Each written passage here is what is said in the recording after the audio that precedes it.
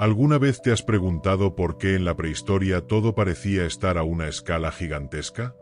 Animales colosales caminaban por la tierra, plantas enormes cubrían los paisajes, e incluso algunos insectos eran tan grandes que parecen sacados de una película de ciencia ficción.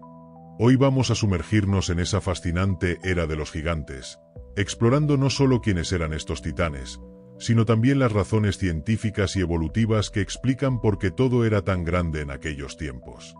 Hablaremos de gigantes que dominaron los cielos, la tierra y hasta las profundidades marinas.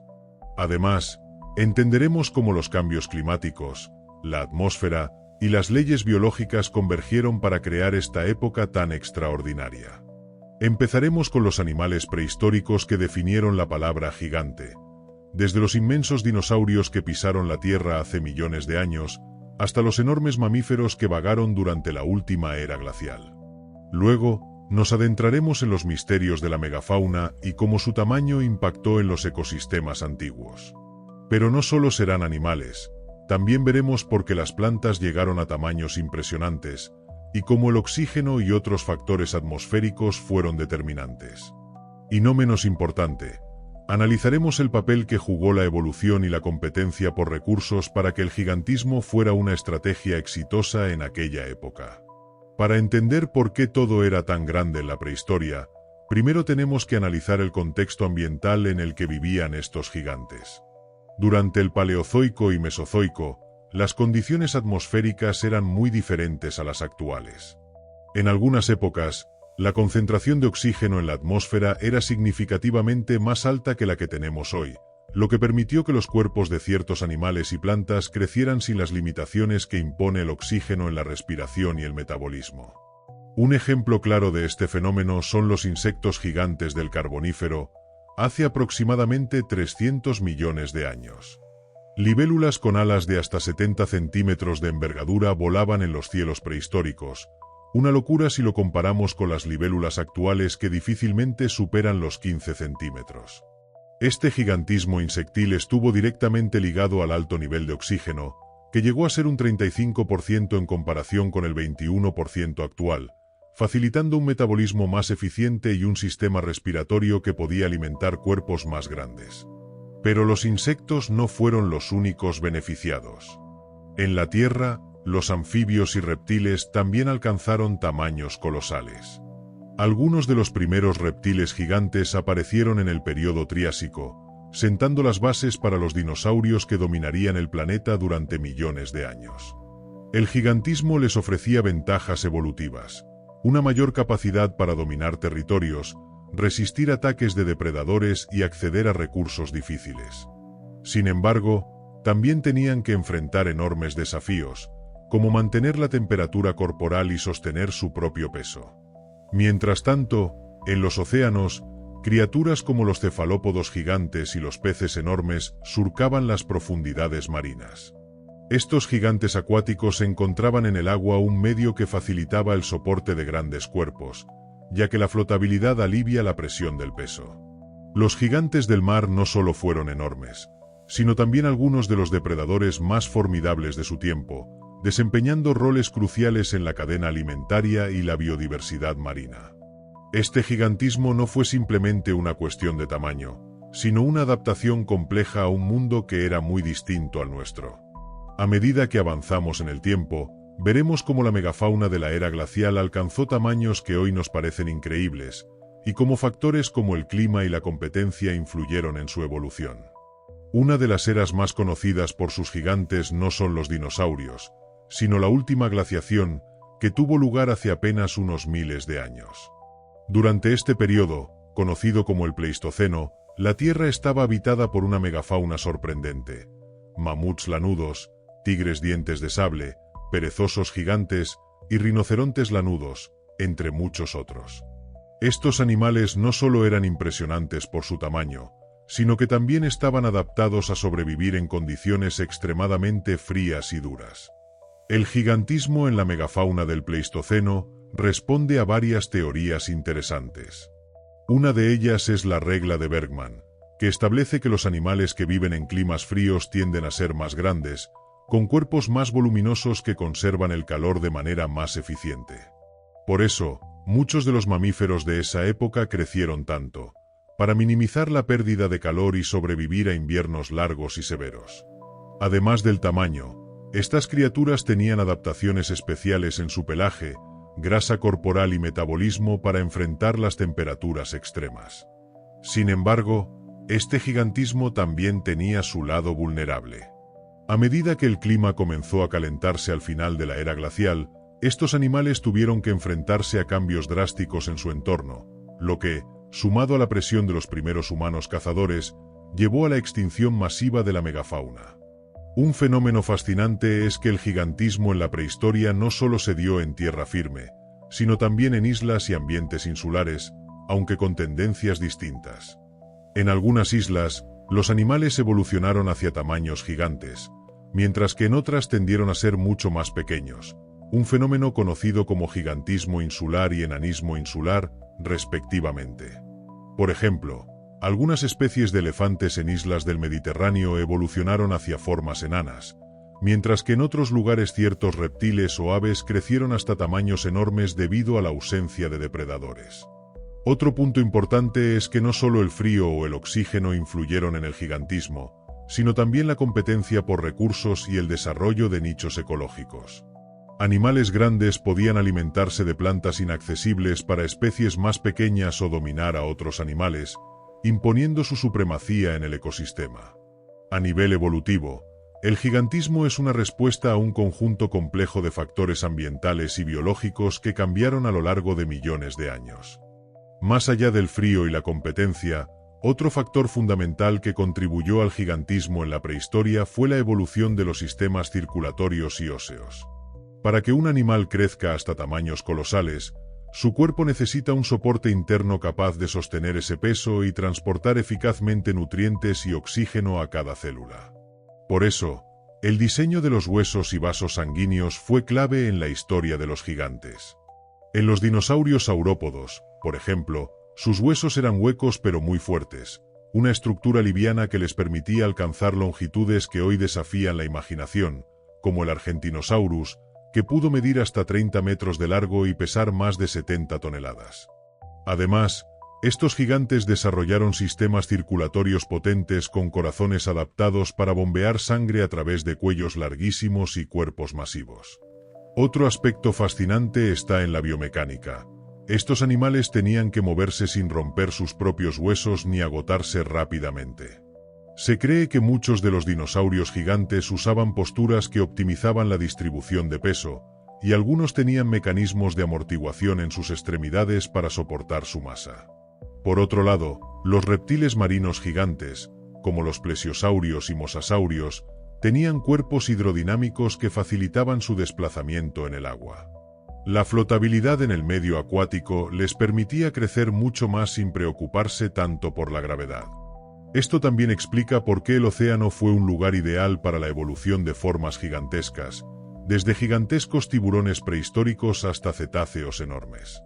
La vida en grupo y la organización social también pudieron influir en el gigantismo. Algunos animales prehistóricos formaban manadas o grupos sociales que les ayudaban a protegerse y cazar. El tamaño podía ser una ventaja para intimidar a rivales y atraer pareja, o incluso para proteger a los jóvenes dentro del grupo. Esta interacción social compleja fue un factor más que permitió que ciertos linajes desarrollaran tamaños mayores. Finalmente, el gigantismo no siempre fue una ventaja absoluta. El tamaño extremo implicaba mayor necesidad de alimento, tiempos de crecimiento más largos y menor capacidad de adaptación rápida ante cambios bruscos en el entorno. Por eso, cuando las condiciones ambientales se volvieron más difíciles, muchos de estos gigantes desaparecieron, dando paso a formas más pequeñas y adaptables, como los mamíferos modernos. Otro aspecto que vale la pena explorar para entender por qué todo era tan grande en la prehistoria es la influencia de la dinámica evolutiva llamada competencia interespecífica. En ecosistemas donde varias especies compiten por recursos similares, el aumento del tamaño corporal puede ser una estrategia para imponerse sobre los rivales. Animales más grandes suelen ser mejores en defensa, ataque y acceso a alimento, lo que les otorga ventaja evolutiva para sobrevivir y reproducirse. Durante la era mesozoica, por ejemplo, La competencia entre diferentes linajes de dinosaurios llevó a una especie de carrera armamentista evolutiva. Cada grupo trataba de superar al otro no solo en fuerza, sino también en tamaño. Esto generó especies gigantescas como los famosos Tyrannosaurus Rex o Spinosaurus, que no solo eran enormes sino también adaptados para ser depredadores altamente eficientes. La presión selectiva favoreció a los individuos que crecían más y se volvían más imponentes, hasta alcanzar los límites biomecánicos posibles. También es interesante considerar la importancia de la disponibilidad y calidad de los recursos alimenticios en el gigantismo. Durante ciertas épocas, la abundancia de plantas altamente nutritivas o presas abundantes permitió a los animales crecer sin restricciones. En especial, la evolución de plantas vasculares y árboles gigantes en el Carbonífero creó un entorno ideal para herbívoros de gran tamaño, que a su vez sirvieron de alimento para depredadores colosales. La relación entre tamaño y reproducción también fue clave. Animales gigantes suelen tener ciclos reproductivos más largos, pero producen descendencia que puede sobrevivir mejor en ambientes peligrosos. Además, la longevidad de estos animales les permitía transmitir sus genes durante más tiempo, contribuyendo a mantener la población. En los ecosistemas marinos, un fenómeno similar ocurrió con los grandes depredadores, como el megalodón, el tiburón gigante que superó los 15 metros de longitud. En el océano, el gigantismo representaba una ventaja para dominar las rutas migratorias de presas y resistir a otros depredadores. El mar, con su capacidad para soportar peso, fue un escenario ideal para este fenómeno. Por último, no podemos olvidar el papel de la extinción masiva y cómo las fluctuaciones ambientales moldearon el tamaño de los organismos. En algunos casos, la desaparición de competidores o depredadores permitió que ciertas especies crecieran y ocuparan nichos vacantes. En otros, los cambios radicales forzaron a los animales a adaptarse y reducir su tamaño para sobrevivir en nuevos contextos. Hasta ahora hemos hablado del gigantismo como una ventaja, pero ¿cuáles son sus límites? ¿Qué impedía que los animales siguieran creciendo indefinidamente? Aquí entra en juego un concepto clave de la biología: las limitaciones físicas y metabólicas. A medida que un organismo crece, su volumen aumenta más rápido que su superficie. Esto significa que, por ejemplo, mientras un cuerpo se vuelve más pesado, sus huesos, músculos y órganos tienen que trabajar mucho más para mantener su funcionamiento básico. Esto es especialmente crítico en animales terrestres. Un animal cuadrúpedo que duplica su tamaño no solo necesita más alimento, sino que su estructura ósea debe soportar el peso adicional sin colapsar. En algún punto, llega un límite donde el esqueleto ya no puede mantener la masa del cuerpo de manera segura. Por eso, aunque algunos dinosaurios llegaron a tamaños monstruosos, no hubo reptiles terrestres de 100 metros. Simplemente, la física lo impide. Además, el gigantismo tiene un alto costo energético. Animales más grandes necesitan consumir cantidades enormes de comida todos los días. Un error en la cadena alimenticia, una sequía o una simple reducción en la disponibilidad de recursos puede llevar a la extinción de especies que dependen de esos volúmenes gigantescos de alimento. Esta fragilidad frente a cambios ambientales fue una de las razones por las que muchas especies gigantes desaparecieron en distintas extinciones masivas. Ahora bien, hay una paradoja interesante. En ciertos entornos cerrados y limitados, como islas pequeñas, sucede lo contrario. En lugar de volverse más grandes, muchos animales evolucionan hacia tamaños menores, en lo que se conoce como enanismo evolutivo. Esto es especialmente común en grandes mamíferos que llegan a islas donde los recursos son limitados y no hay depredadores. Por ejemplo, se han encontrado fósiles de elefantes enanos que vivían en islas del Mediterráneo y apenas medían 1 metro de altura. Lo mismo ocurrió con hipopótamos, ciervos, e incluso homínidos como el Homo floresiensis, una especie humana que medía poco más de 1 metro. Este contraste nos muestra que el tamaño de una especie no es una simple cuestión de más grande es mejor, sino el resultado de un equilibrio delicado entre ambiente, fisiología, competencia y azar evolutivo. En ambientes ricos, el gigantismo puede florecer. En contextos restringidos, La miniaturización puede ser la clave de la supervivencia. Ahora bien, ¿qué pasa con las plantas? Porque no solo los animales eran gigantes en la prehistoria. También existió una verdadera jungla colosal que dominó el paisaje durante millones de años. En el período carbonífero, hace unos 300 millones de años, los bosques estaban formados por helechos arborescentes, licopodios gigantes y equisetos que alcanzaban alturas de más de 30 metros. Algunas de estas plantas, como el lepidodendron, parecían árboles pero en realidad eran parientes de los actuales musgos. Su tamaño era descomunal y crecían con rapidez, cubriendo vastas extensiones de la tierra. La explicación detrás del gigantismo vegetal también está ligada a la atmósfera. La alta concentración de dióxido de carbono y oxígeno, junto con un clima cálido y húmedo, creó un entorno ideal para el crecimiento masivo de plantas. Estas condiciones facilitaron la fotosíntesis a una escala que hoy es imposible, permitiendo que la biomasa se expandiera de forma espectacular. Además, las plantas gigantes jugaban un papel fundamental en la regulación del clima y la composición del aire. Al absorber enormes cantidades de dióxido de carbono, ayudaron a reducir el efecto invernadero natural, lo que posteriormente provocó una glaciación al final del Carbonífero. También contribuyeron al aumento del oxígeno atmosférico, creando un círculo en el que la vegetación fomentaba la existencia de animales más grandes, y estos a su vez afectaban el ecosistema al interactuar con las plantas como consumidores, dispersores de semillas o incluso como ingenieros ecológicos. Otro punto fascinante es cómo las plantas colosales definieron los paisajes de su época. Los suelos eran más ácidos, los incendios forestales eran más frecuentes, pero también más intensos debido al oxígeno elevado, y los pantanos donde crecían estos bosques se convirtieron, con el tiempo, en grandes depósitos de carbón que hoy usamos como combustible fósil. Es decir, la era de los gigantes vegetales literalmente sembró la energía que movería el mundo millones de años después. Y aunque esas plantas ya no existen, algunos descendientes aún conservan ciertos rasgos de ese gigantismo ancestral. Las secuoyas actuales, por ejemplo, pueden superar los 100 metros de altura y son herederas de esa historia evolutiva antigua, donde crecer alto era una ventaja estratégica para captar luz en bosques densos y competir por espacio vital.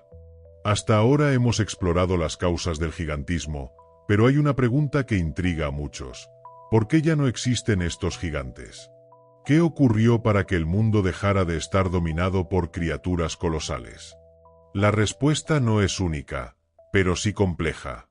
Implica una serie de transformaciones ambientales, eventos catastróficos y procesos evolutivos que se acumularon a lo largo de millones de años. Una de las claves está en las extinciones masivas. La historia de la vida en la Tierra está marcada por al menos 5 grandes extinciones. La más famosa, la del Cretácico-Paleógeno, hace 66 millones de años, acabó con los dinosaurios no avianos y marcó el fin de la era mesozoica. Este evento, probablemente causado por el impacto de un asteroide, liberó una cantidad de energía comparable a millones de bombas nucleares. El polvo bloqueó la luz solar, colapsando las cadenas alimenticias basadas en la fotosíntesis. En ese nuevo mundo en ruinas, los gigantes simplemente no podían sobrevivir. Sus necesidades energéticas eran demasiado altas, y la escasez de alimento fue letal. En cambio, los animales pequeños, más adaptables y con menores requerimientos, pudieron sobrevivir y diversificarse. Aquí es donde comienzan a surgir los mamíferos como protagonistas del planeta. Otra extinción masiva, la del final del Pérmico, hace unos 252 millones de años, fue aún más devastadora. Acabó con más del 90% de las especies marinas y 70% de las terrestres. Fue causada por erupciones volcánicas masivas que liberaron gases tóxicos y provocaron un cambio climático abrupto. También aquí, los gigantes fueron los más vulnerables. Pero incluso sin catástrofes, la evolución no favorece el gigantismo eterno. En un mundo en constante cambio, ser más pequeño puede ser una mejor estrategia. Animales pequeños se reproducen más rápido, se adaptan con mayor velocidad y pueden sobrevivir en hábitats fragmentados. A medida que los ecosistemas se volvieron más complejos y variados, El gigantismo dejó de ser la norma para convertirse en una excepción. Además, la presencia humana en el planeta marcó un punto de quiebre definitivo. Los primeros Homo sapiens, armados con herramientas, fuego, organización social y eventualmente armas, representaron una amenaza completamente nueva para la megafauna. En muchas regiones del mundo, la llegada de los humanos coincide directamente con la extinción de animales gigantes. Este fenómeno, conocido como la extinción de la megafauna del Holoceno, borró de la faz de la Tierra especies como el mamut, el gliptodonte, el alce gigante o el ave elefante. Ahora que sabemos cómo desaparecieron los gigantes, vale la pena mirar hacia adelante. ¿Podría el gigantismo volver? ¿Estamos condenados a un mundo de criaturas pequeñas o podrían surgir nuevas especies colosales? La ciencia actual no descarta del todo esa posibilidad, pero establece condiciones muy específicas. Primero, para que resurjan animales gigantes, el ambiente tendría que cambiar de forma radical. Volver a tener una atmósfera con mayor concentración de oxígeno, como en el Carbonífero, o una abundancia masiva de recursos, como en ciertas fases del Mesozoico, facilitaría el crecimiento de grandes formas de vida. Sin embargo, eso implicaría alteraciones enormes en la química de la atmósfera y en los ecosistemas actuales, algo que difícilmente ocurrirá de forma natural en el corto plazo. Además, el gigantismo moderno enfrenta un obstáculo nuevo y permanente: la actividad humana. Los hábitats naturales están fragmentados, contaminados o destruidos, y los ecosistemas se han vuelto menos capaces de sostener animales que necesiten grandes territorios y cantidades ingentes de alimento. Por eso, las especies más grandes que sobreviven hoy, como elefantes, ballenas y tiburones, están entre las más amenazadas. Aún así, la biología no se detiene. En los océanos, por ejemplo, existen condiciones más favorables para el gigantismo debido a la flotabilidad y a la estabilidad térmica. Las ballenas azules, que aún habitan nuestros mares, son los animales más grandes que jamás hayan existido. Más grandes incluso que cualquier dinosaurio. Y su éxito se debe a una estrategia muy eficiente: filtrar grandes cantidades de alimento diminuto, como el krill, en ecosistemas marinos ricos. La tecnología también ha abierto otra puerta: la posibilidad de revivir especies extintas o incluso diseñar criaturas gigantes mediante ingeniería genética. Si bien aún estamos lejos de crear dinosaurios reales al estilo de Jurassic Park, los avances en genética y edición del ADN podrían permitir en un futuro la recuperación parcial de linajes extintos o la creación de híbridos con características nunca vistas. Pero más allá de las especulaciones futuristas, lo que sí tenemos es una historia escrita en piedra: los fósiles. Cada descubrimiento paleontológico nos recuerda que el mundo alguna vez estuvo habitado por criaturas que hoy parecen sacadas de una leyenda. Y aunque ya no caminen entre nosotros, su legado vive en los genes de sus descendientes, en los ecosistemas que ayudaron a formar, y en las preguntas que aún nos hacemos sobre cómo llegaron a ser tan grandes. Pero hay un campo que ofrece una mirada totalmente distinta al gigantismo prehistórico: la paleoecología. Esta disciplina nos permite entender no solo cómo eran los gigantes, sino cómo interactuaban con su entorno, cómo modificaban los ecosistemas a su paso, y qué huellas dejaron más allá de sus huesos fosilizados. Un ejemplo fascinante es el impacto que tenían los grandes herbívoros en el modelado del paisaje. Algunos científicos comparan el papel de dinosaurios como los saurópodos con el de los elefantes modernos. Removían árboles, abrían claros, y con sus excrementos fertilizaban grandes extensiones. Eran, literalmente, ingenieros del ecosistema. De hecho, sus rutas migratorias podrían haber determinado la distribución de ciertas especies de plantas y microorganismos. También se estudia cómo los sonidos de estos animales pudieron haber influido en el entorno. Por su tamaño, algunos gigantes generaban infrasonidos, frecuencias tan bajas que podían recorrer kilómetros.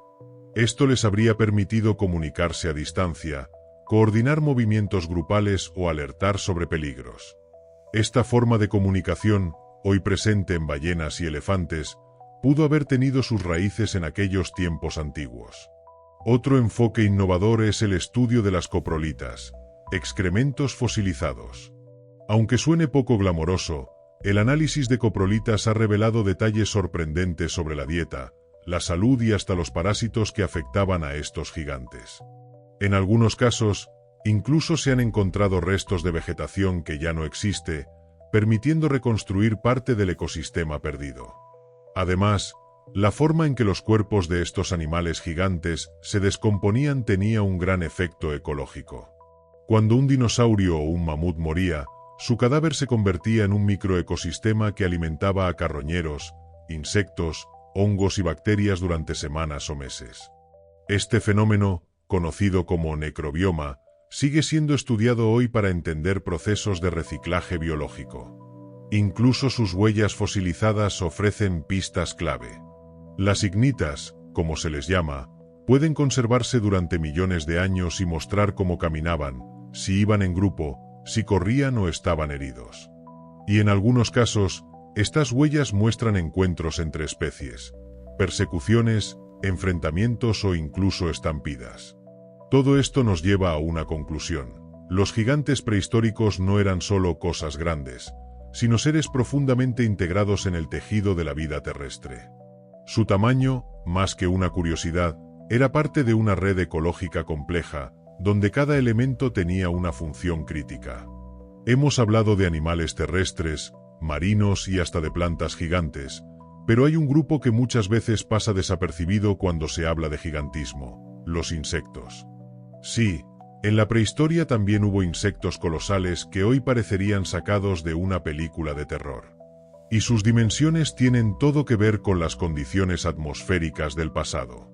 Durante el período carbonífero, hace unos 300 millones de años, los niveles de oxígeno en la atmósfera alcanzaron picos de hasta el 35%, comparado con el 21% actual. Este exceso de oxígeno favoreció directamente a los insectos, ya que su sistema respiratorio, basado en tráqueas que difunden oxígeno directamente a los tejidos, es limitado por la concentración del gas en el aire. Cuanto más oxígeno, mayor la capacidad de crecer sin que sus órganos respiratorios colapsen. Fue así como aparecieron criaturas como la meganeura, una especie de libélula gigante con una envergadura de hasta 70 centímetros. También existieron milpies gigantes, como el artropleura, que podía alcanzar más de 2 metros de longitud y desplazarse por los bosques antiguos como una serpiente blindada. Pero estos gigantes alados también enfrentaban desafíos únicos. Su tamaño los hacía vulnerables a los cambios climáticos y a la depredación por parte de los primeros vertebrados terrestres. Con el paso del tiempo y la disminución del oxígeno atmosférico al final del Pérmico, estos insectos gigantes fueron desapareciendo, dando paso a formas más pequeñas y eficientes. Hoy en día, el tamaño de los insectos está limitado por esos mismos factores fisiológicos. Su sistema de respiración no podría sostener cuerpos gigantes en las condiciones atmosféricas modernas. De hecho, algunos experimentos han demostrado que, al aumentar artificialmente el oxígeno en cámaras controladas, ciertos insectos modernos pueden crecer más de lo normal, un dato que apoya la teoría del oxígeno como motor del gigantismo. Esto también nos lleva a reflexionar sobre el delicado equilibrio entre fisiología y ambiente. No es que los insectos eligieran ser gigantes, sino que las condiciones del planeta permitieron esa posibilidad. Y cuando esas condiciones cambiaron, desaparecieron como tantas otras formas colosales. En suma, el gigantismo no fue exclusivo de animales imponentes como dinosaurios o mamuts. También hubo pequeños seres que, en su momento, dominaron los cielos y el suelo con cuerpos descomunales. Su historia nos recuerda que lo grande no siempre tiene que ser gigantesco a nuestros ojos. Basta con cambiar de escala para descubrir otros titanes ocultos en el pasado de la Tierra. Ahora abordemos otro ángulo fascinante: el gigantismo desde la perspectiva de la evolución insular inversa. Ya hablamos del enanismo en islas, pero ¿qué pasa cuando ocurre lo contrario?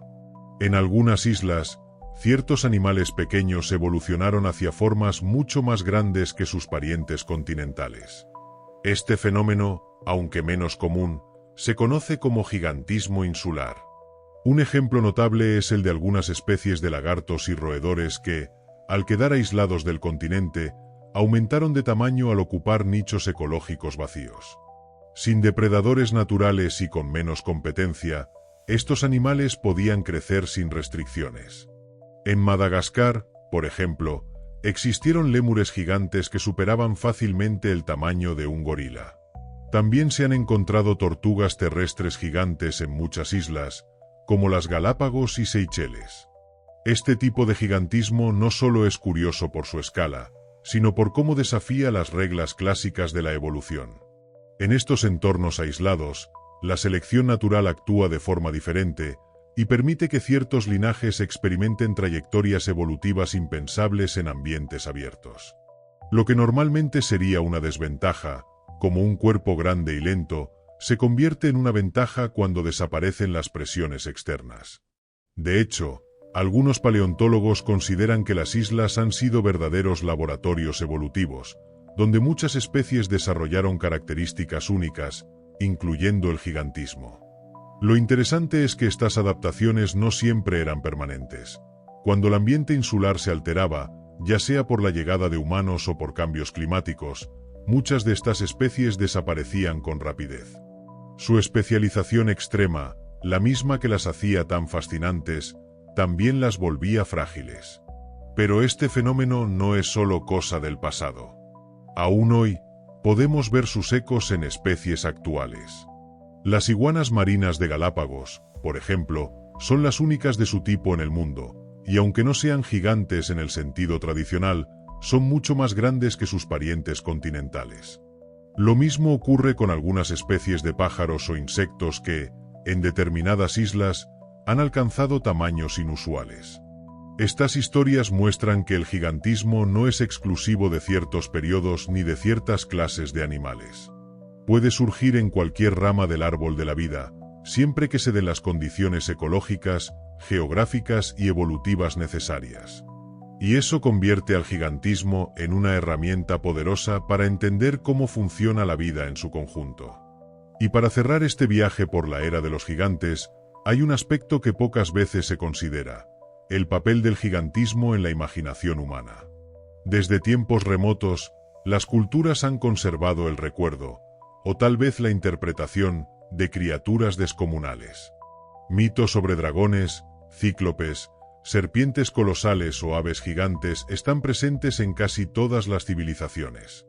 ¿Pero de dónde vienen estas historias? Una hipótesis fascinante es que muchas de estas leyendas podrían haberse originado en el descubrimiento accidental de fósiles. Antiguos pueblos que encontraban cráneos enormes, dientes del tamaño de una mano o huesos larguísimos, probablemente no sabían que pertenecían a animales extintos. Era lógico pensar que se trataba de monstruos, dioses antiguos o bestias míticas. Así, la paleontología empezó, en cierto modo, como mitología. En Grecia, por ejemplo, se han hallado cráneos de elefantes enanos, con una gran cavidad nasal central, que posiblemente dieron origen al mito de los cíclopes. En China, fósiles de dinosaurios han sido interpretados durante siglos como huesos de dragón. Y en América, muchas tribus indígenas conservaban relatos orales sobre bestias que podrían corresponder con megafauna del Pleistoceno, como los mamuts o los perezosos gigantes. Incluso hoy, el impacto cultural del gigantismo sigue siendo inmenso. En el cine, la literatura, los videojuegos y el arte, seguimos obsesionados con criaturas titánicas. Desde King Kong y Godzilla hasta los dinosaurios de Jurassic Park, el imaginario colectivo no ha dejado de explorar lo que significa enfrentarse a algo mucho más grande que uno mismo. Esta fascinación tiene sentido. Los gigantes simbolizan el misterio de lo desconocido, la fuerza indomable de la naturaleza, e incluso los límites del ser humano frente al tiempo. Porque, en el fondo, la historia del gigantismo es también la historia de cómo la vida ha experimentado con la escala, desafiando constantemente las reglas de lo posible. Así que, ¿por qué todo era tan grande en la prehistoria? No hay una única respuesta. Fue la combinación de atmósfera, evolución, ecología y azar geológico. Pero quizá lo más sorprendente no sea que todo fuera tan grande, sino que nosotros seamos capaces, millones de años después, de reconstruir esa historia. A través de fósiles, ciencia, imaginación y pasión, hemos conseguido algo extraordinario. traer de vuelta a los gigantes, aunque solo sea por un instante, a través del conocimiento. Si te gustó este viaje por la era de los gigantes, en mi canal encontrarás muchos más relatos fascinantes sobre la prehistoria, criaturas asombrosas, misterios olvidados y mundos perdidos que aún tienen mucho que contarnos. Así que no olvides dejar tu like, suscribirte y activar la campanita para no perderte ninguna historia. Y ahora quiero saber tu opinión. ¿Qué criatura gigante del pasado te habría gustado ver con tus propios ojos, aunque fuera solo por unos segundos? Te leo en los comentarios. Y si te quedaste con ganas de más, no te preocupes. Aquí te dejo otro vídeo que seguro va a volarte la cabeza.